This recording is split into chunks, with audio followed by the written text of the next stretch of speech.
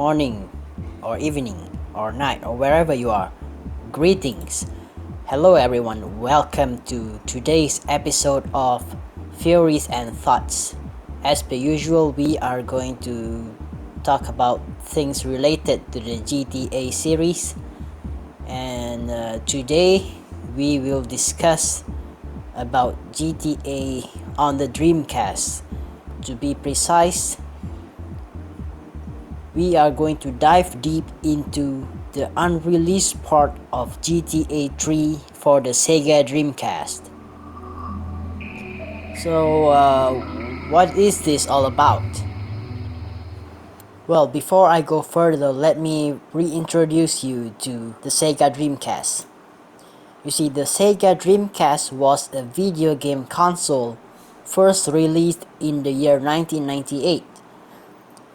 The Sega Dreamcast would be the most powerful system by Sega, but it will ultimately be their last game console too. Because after the Sega Dreamcast, Sega would fully abandon the hardware market, the game console market. Regardless, in the lifespan of the Dreamcast, which is around 3 years from 1998 till 2001, lots of games graced the console. For example, we've got the likes of Shenmue, Sonic Adventure, Crazy Taxi, and so much more, just to name a few.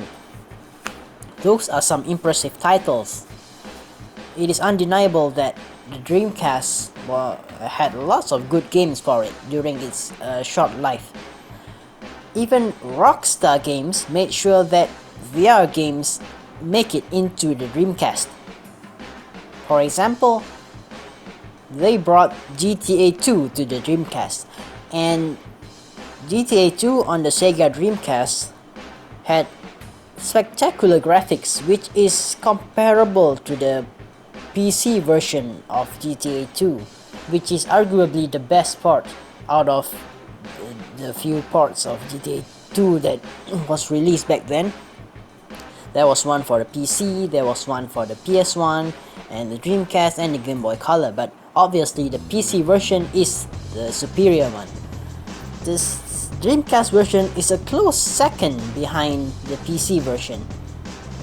The thing is, the Dreamcast had slightly more powerful hardware than the PS1, which kind of makes it easier to get the graphics as close to the PC version, which is kind of a good thing.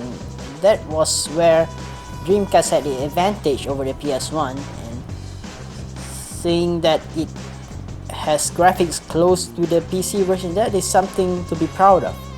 Anyways, in around the year 1999 or 2000, Rockstar would work on GTA 3, which was supposed to be a direct sequel to GTA 2. Anyway, Rockstar originally planned for GTA 3 to be released for the Dreamcast, to my knowledge at least. However, based on forums that I've visited, I have encountered some responses where they claim to have talked to former Rockstar people who once worked for Rockstar, and they said that the Dreamcast port never happened because the Dreamcast was not powerful enough to run GTA 3. So technically is something like GTA 3, the vision of GTA 3 is far beyond the ability of the Dreamcast. That is something quite intriguing, to say the least. This is definitely food for thought. Is the Dreamcast able to handle GTA 3? Now, according to a source from GTA forums, the source said that Jamie King, a developer from Rockstar, said that it was not possible because the hardware of the Dreamcast was not strong enough. Therefore, Rockstar had to wait for the PS2, and then only they were able to develop GTA 3 to be as it is today. Another source said that it is the renderware engine that was powering GTA 3 that was the major factor of it not being able to be handled by the Dreamcast.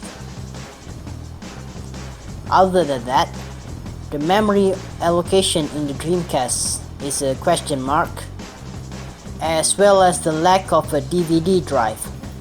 Now, if not mistaken, GTA 3 was considered large, a game that is considered large back in 2001. It has to come in a single DVD drive, and a single DVD drive can store data as much as 4 gigabytes. However, Dreamcast uses GD-ROM optical disc, and the GD-ROM do not support more than 1 gigabyte of storage space, therefore making it difficult to port GTA 3 even, because add to the fact that GTA 3 in PS2 has the maps all in one DVD disc. It is difficult to imagine how it is going to be done for the Dreamcast. However, considering that Dreamcast was only released around 3 years before GTA 3 was released, perhaps there are ways that it could have worked. I have a few options that I would like to share with all of you. Option number 1. Option number 1 is to split GTA 3 into multiple discs for the Sega Dreamcast. Perhaps the data files and audio files are put into separate discs. That could possibly help to load the game faster or something. Then again, optimization needed to be done to make sure that the game runs properly with many discs. Think of how there were multi-disc games for the PS1, and perhaps the Dreamcast has to try to be just like that, something similar to that, it's quite complicated because I have no knowledge of how it works. But thing is, if they manage to optimize the game to be able to run on multiple discs, that would be a good thing. So, and that means that GTA 3 could technically be run in the Dreamcast. Anyways, let's go to option number 2. Option number 2 is a lightweight version of GTA 3. A lightweight as in a smaller version of GTA 3 with reduced graphics, and graphics similar to those that we see in the GTA 3 alpha, the pre-release version of GTA 3, where the graphics are cartoonish and stuff. Perhaps that kind of graphics with the low polygon count and everything, it could probably work for the Dreamcast. It might be reduced in size, like low polygon count might make the game smaller. I don't know for sure, but it could help. But then again, it could probably work, although there will be a lot of work for Rockstar. There will be a lot of work because Rockstar have to prepare another version of GTA 3 just for the Dreamcast. That can be a bit taxing, especially because GTA 3 is the first 3D game for Rockstar. And yeah, option number 2 is kind of a hit and miss.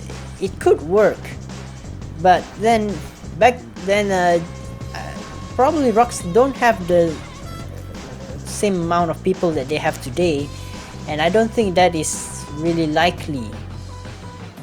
Then again, those are my only 2 options that I would like to share.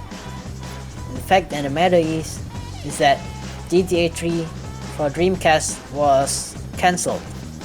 What I mean by cancelled is it was cancelled. Well, it did not matter as the Dreamcast folded anyway before the game was to be released. Somewhere around 2001, the Dreamcast just ceased operations, and we've never heard from them again. It is a sad story what happened to the Sega Dreamcast. There was potential, but unfortunately it was a case of too little too late, according to some. I personally have never used the Sega Dreamcast, but I am aware that they have a nice library of games and plenty of fun games, especially the arcade games that they managed to bring to people's households. That is really something spectacular for its time. Then again, let's remember the Dreamcast for the good things that it brought. Perhaps you have played the Dreamcast. What do you think of the Dreamcast, and what do you think about GTA 3 on the Dreamcast? Do you think it is possible? Do you think it's not possible? Let me know in the comment section. Let us know in the comment section, and thank you very much. Goodbye. And be sure to like and subscribe while you're at it. Thank you.